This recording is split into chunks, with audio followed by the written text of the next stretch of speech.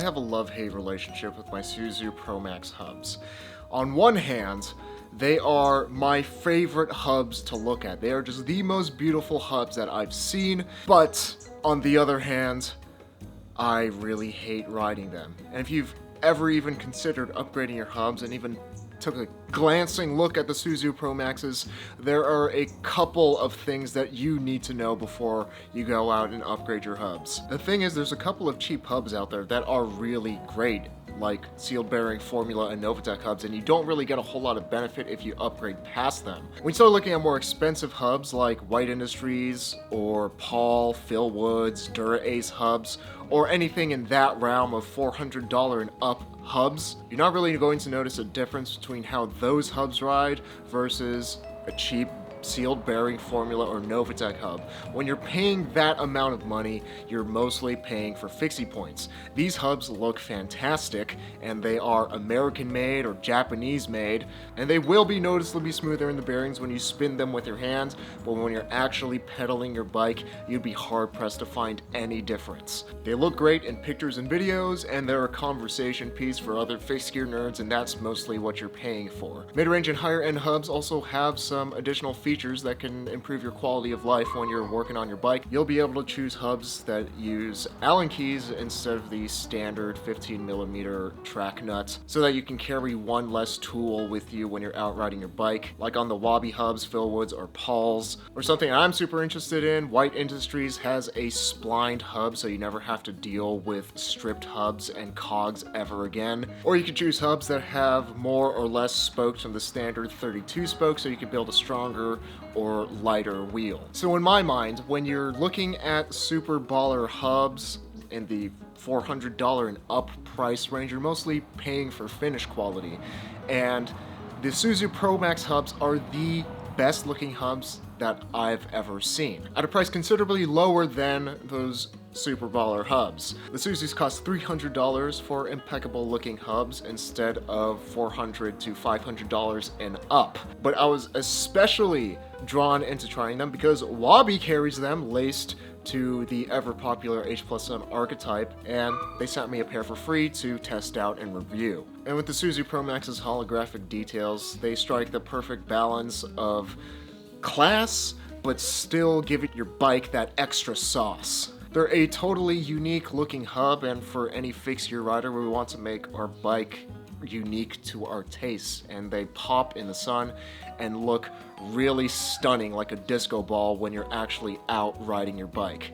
Not that I can see them when I'm riding my bike, but the fact that they look so cool when I'm riding my bike just puts a smile on my face. Even though the Suzu Pro Maxes are firmly mid-range hubs, you still do get a considerable amount of fixie points with them. Suzu is an over 100-year-old Japanese bicycle component manufacturer, and over 100-year-old Japanese bike part manufacturers are some of the best in the world. Their stuff is relatively bulletproof. And if you want fancy Japanese hubs, it seems like Suzu is the way to go, since the Dura Aces, although they are more expensive and give more fixie points, they're loose ball bearings, but the Suzus are sealed bearings, so you theoretically don't have to touch them at all.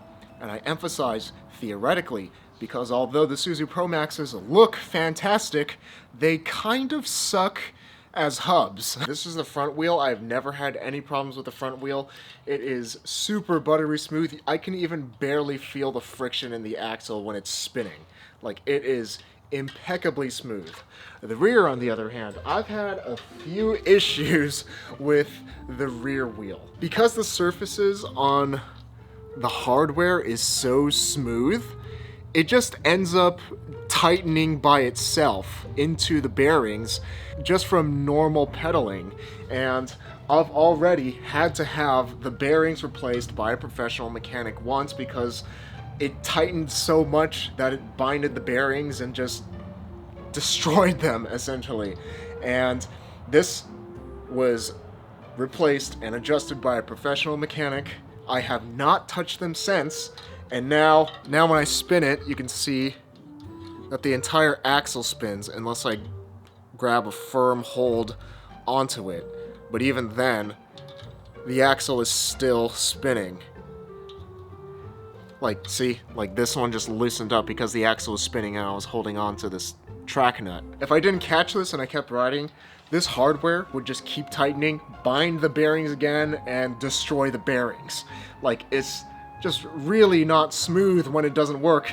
And like, it's embarrassing because this is a problem that I've only ever had with these hubs. I've used some super cheap Novatec and Formuila hubs, seal bearing stuff that just they've never binded their bearings.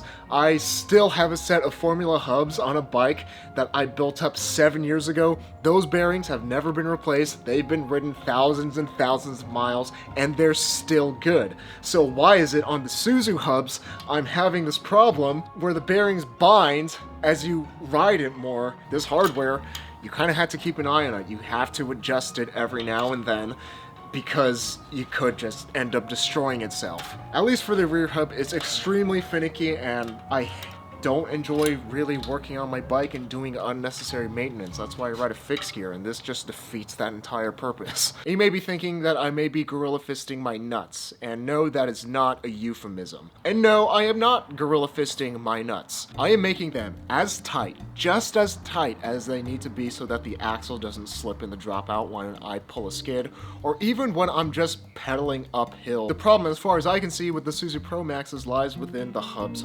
hardware. The surfaces are really smooth on them, so they don't bite into the dropouts as much as they should, meaning you have to tighten them more than a more knurled track nut to prevent them from slipping. But because the surfaces are so smooth, when you tighten them down more, that makes it more likely for the hardware to bind into the bearings. It's just a bad design. And I talked about this with Andron, the owner of Velotrap, Sacramento's only fixed gear shop. Go check him out if you're in town. And he said, yeah, these hubs, they just have that problem because the hardware is not super well designed. You could theoretically replace the hardware with more knurled components that will bite into the frame more properly and still get a really stunning looking hub for not that much money.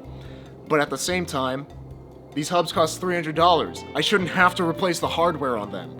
And another annoying thing about the hardware is that the axles are super short. When you're loosening the nuts to take your wheels off of your bike, it's really easy to just completely loosen the nuts off of the axle and drop them. Another thing that's kind of a bummer about the Suzu Pro Maxes is that the best looking part of them are just decals. They're not going to be super bomb-proof, and because Suzu Pro Maxes have been around for so long, we can see what happens to them when they age and they start to yellow and not sparkle anymore.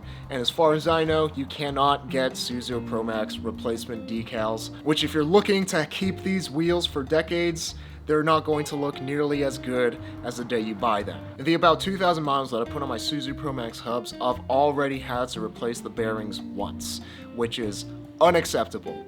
And about once a month, I have to keep an eye on the hardware to make sure that it's not binding into the bearings and destroying itself. Which is a shame because I really do love the way that they look. It's just that with the stock configuration and the stock hardware, they just kind of suck as hubs. But if you're willing to go through the whole song dance replacing the track nuts and the lock nuts, or if you're just willing to adjust your rear hub maybe once a month, they are really beautiful and unique looking hubs. And if you're looking to cop yourself a pair, luckily this video is sponsored by Wabi Cycles, and they gave me this pair of Suzu Pro Maxes laced to H+N archetypes for this review. Or if you're looking to build out the rest of your bike, you're in luck because Wabi has a great selection of fixed gear components from brands like H+N, Velocity, Phil Wood, Sugino, Nitto, Brooks, and more to help you build the buttery bike of your dreams. And good news, Wabi's frame sets are slowly starting to come back in stock. Currently, the Wabi Thunder and the Wabi Lightning are in stock. You can buy them right now as a frame set or as a complete for the Wabi Thunder's gargantuan 700 by 50C tire clearances, or for the Wabi Lightning's top shelf steel with Columbus Spirit tubing. Be sure to check them out, linked in the description.